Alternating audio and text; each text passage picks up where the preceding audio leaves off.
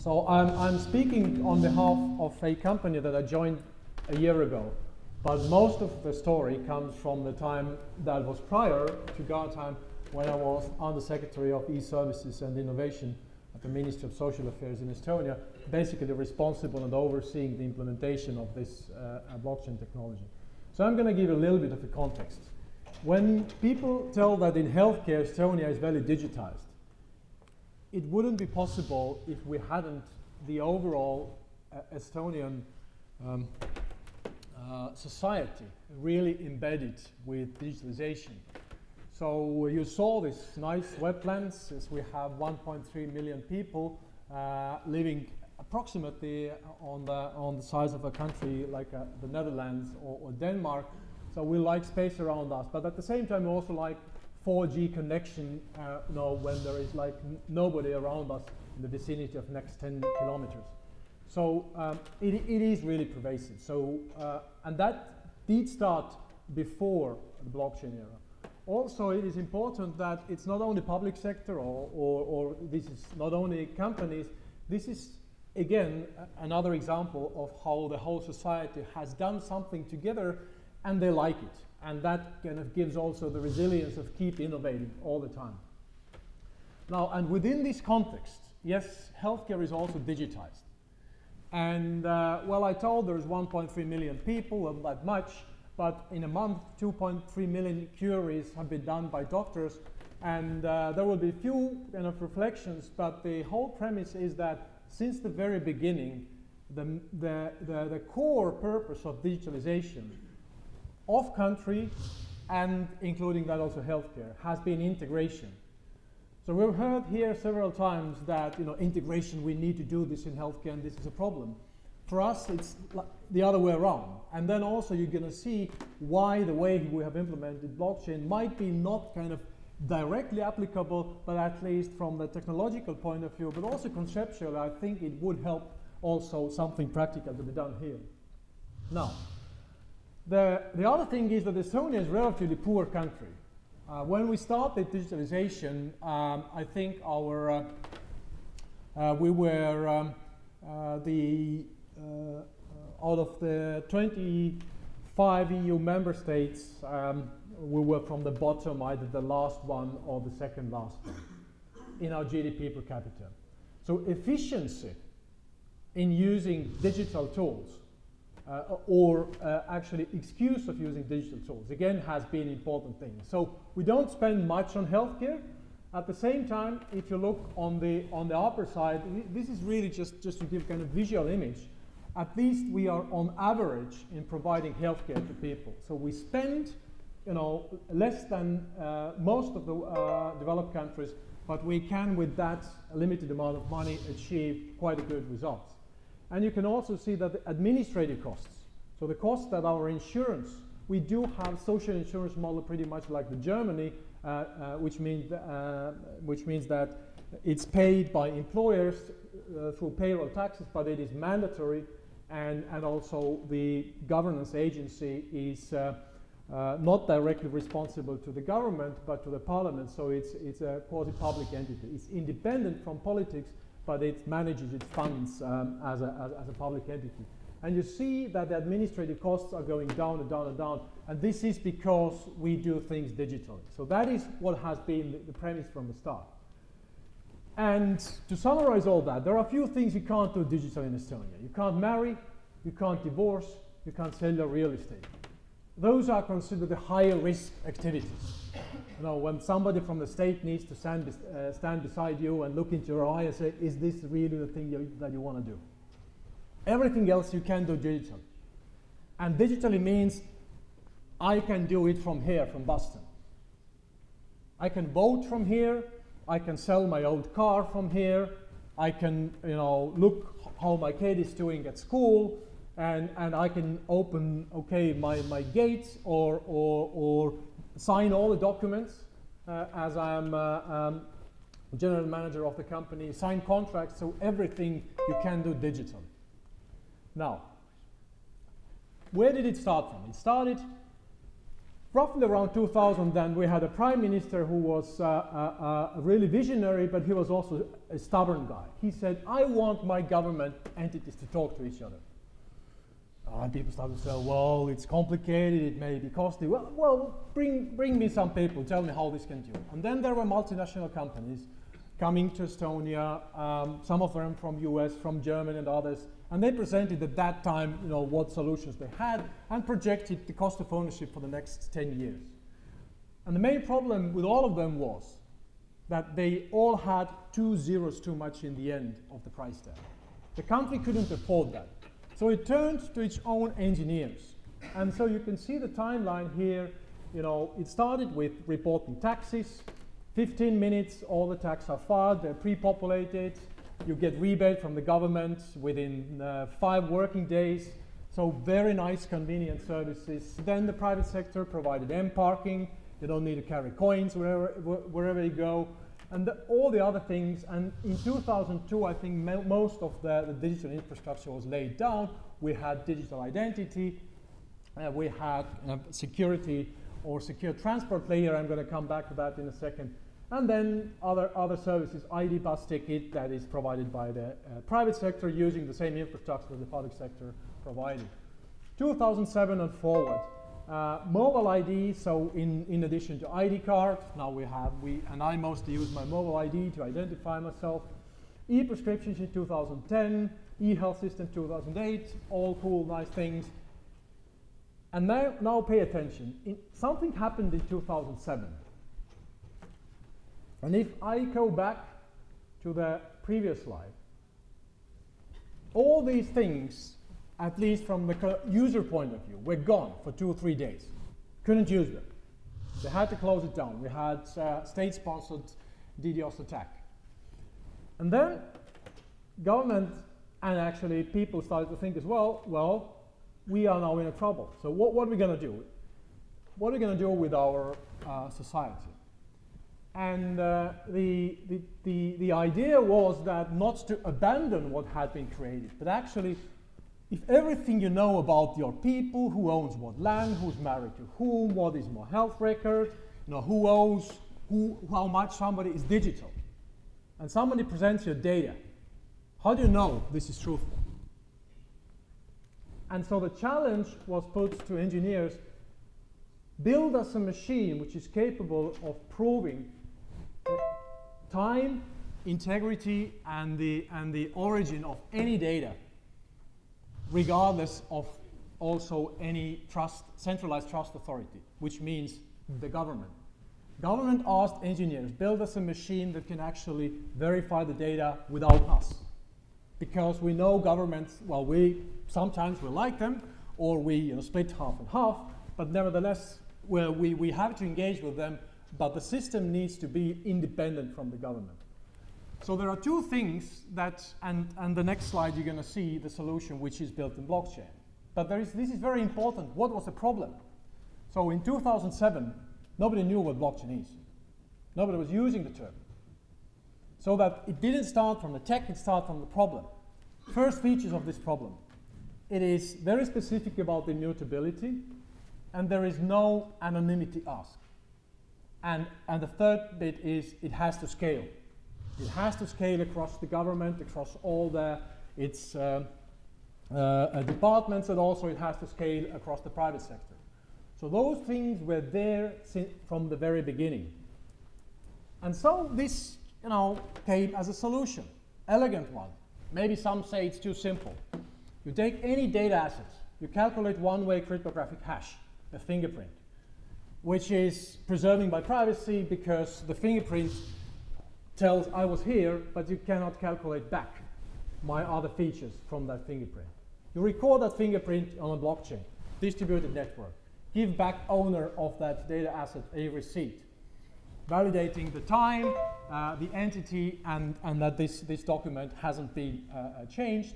And now anytime this owner shows this data asset to any other counterpart, the receiver can independently verify the authenticity. And that's it. That's what you use blockchain in Estonia, and you use it at scale.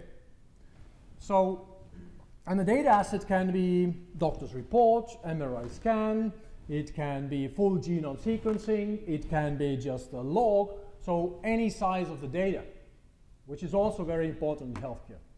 So many other blockchain solutions have the problem for the scalability because there is just too much information. Yes, there are different hybrid solutions, and I'm going to come back to that, that we are using also the public and permissionless blockchain for smart contracts. But remember, the original ask by the government wasn't to build us a smart contract system. It was to build us something that helps to protect the immutability. So another thing is that you scale it up, and then the most wonderful thing is that what is the trust anchor? Trust anchor is a newspaper, widely witnessed evidence, something that Galileo Galilei several years ago used in order to verify that he was the author of one of his inventions. So he used the same kind of hash published in the newspaper, and later on nobody couldn't claim that he wasn't the author of that, or actually nobody else could claim that they were the author. So the root hash every month is published in Financial Times and LinkedIn and Twitter and a few other papers. And what does that give? It gives us quantum immunity, because it doesn't matter how much computation power you have. In order to change the trust anchor, you would need to collect all the Financial Times globally, roughly 250,000 copies from all the libraries, change the hash from there, put them back in their original places, and then you can prove this was something different. So we believe this is pretty much a reliable solution, that once you have your data asset, which is signed with that document, and you trust the mathematics, and this is in EU ADAS accredited service, and it is basically even out of our control for being distributed, that this is this independent trust layer that enables you to do following things.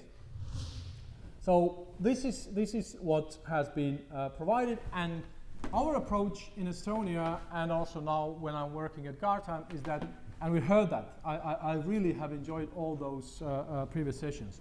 Everything is a process. So the most secure way to keep your data is buried deep down underground and make certain that nobody ever sees that. Not very useful. So actually, in order to make the data useful, you need to start, moving it around, or giving access to it, or building some sort of processes which happen over time. And then you need, the trust comes from the fact that you know that, if you are down the stream, that what has been presented to you is trustworthy, but also that if your data is being floating around somewhere, you know what is actually happening with that. And so we built blockchain-backed EHealth Registry. No, our data is not on blockchain. It still resides where it is. But what we do have is that the final medical records all are immutably signed, and all the logs which are happening, both internal, 30% of data breaches are due to either deliberate or just mismanagement, internal threat, or outside. Doctor adds something, or another doctor accesses the file from another one. And this information is made available to every citizen. This logging, which means that if any doctor looks at my file, I know that immediately. And there are also automated services on top of that which enable to understand me if something odd is happening. So again, the cost part of the blockchain, which gives this trust, is very low, because again, a big part of other security problems are still solved in the old way. In a nutshell, the system enables technically, please bear with me, this is the technical assumption, that any data for any professional at any place is available at any time. This is not the case in real life. You use different security measures, you use different rules, and you use blockchain to verify that only the things that are allowed to happen for those individuals who are authorized to do so are actually happening. But this is a circle, and really, I think the slides will be made available to you. And the whole idea is that actually now we are starting to kind of rebuilding those services in a renewed way. And won't spend too much time on this, but I just hope you to take me for my word that how we balance this accessibility is using the transparency, because we believe that the data about myself, I at least should have some control over it. Yes, there are, let's say, possibilities whereby the default condition in healthcare is that my files from a hospital are made available to the GP or family doctor next day, but I can opt out. So I can close that from happening, and when I see the doctor in the office, again, opening that file to this office, to this doctor at his office is made very simple. So that you balance the technical capability of connecting everything with everything, but also you build the service layer on top of that, controlled, monitored with every second frequency using blockchain. What's the value? Extremely rapid scale up. So we started with digital prescriptions a few years later than Danes or Catalonia in Europe. In Denmark, it took 4 years to get to 80%. In Estonia, it was 9 months. Actually, it was a surprise for us as well.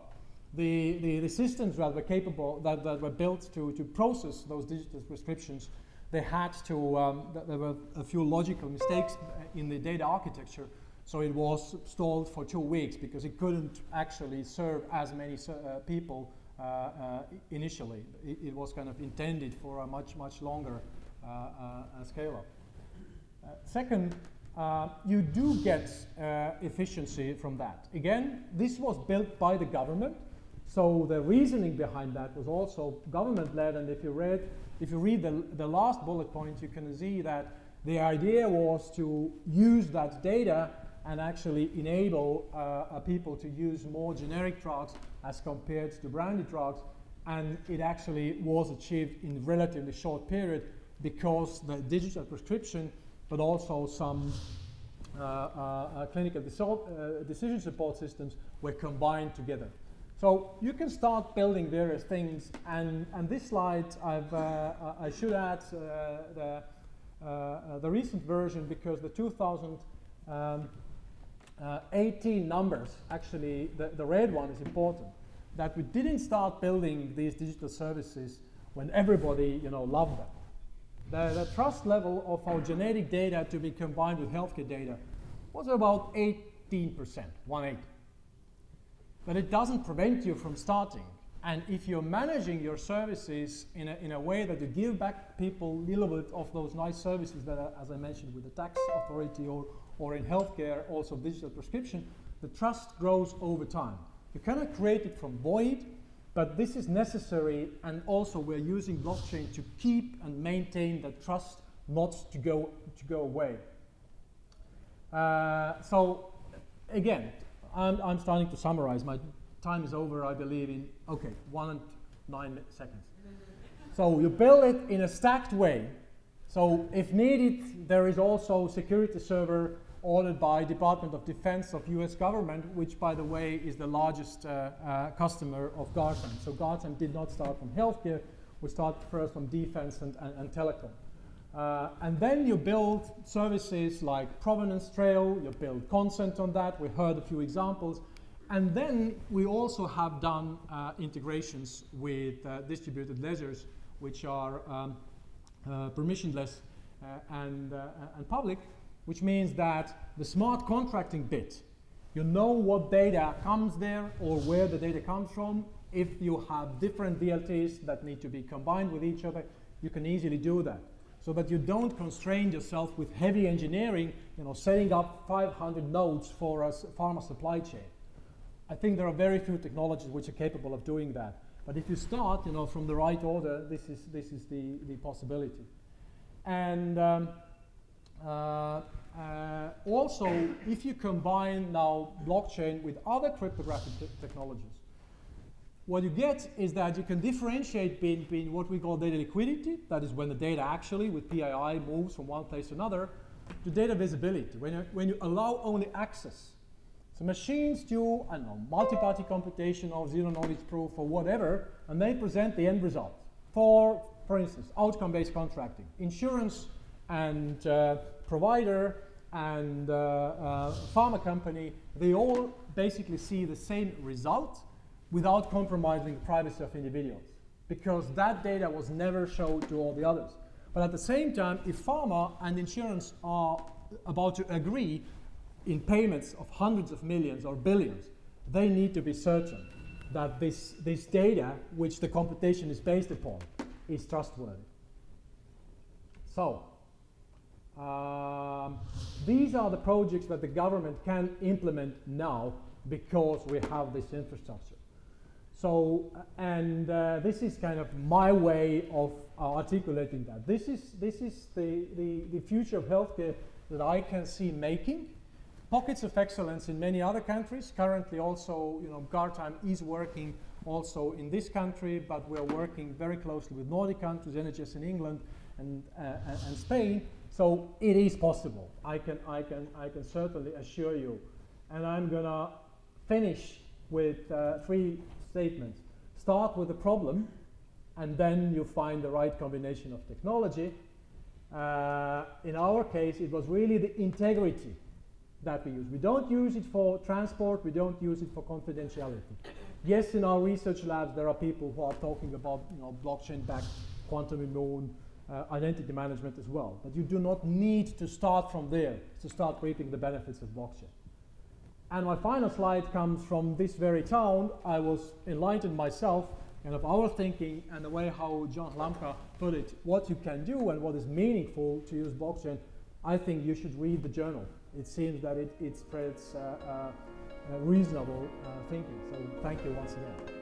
The 2019 Converge to Accelerate conference is brought to you by IEEE, the world's largest technical professional organization for the advancement of technology. Boehringer Ingelheim, passionately working to improve healthcare. NASCO, advancing digital health together. IPSI US, the Association of Independent Workers, for one, for all. Partners in Digital Health, publishers of the forward-reaching blockchain in Healthcare Today and Telehealth and Medicine Today. Special consideration to iWorker Innovation.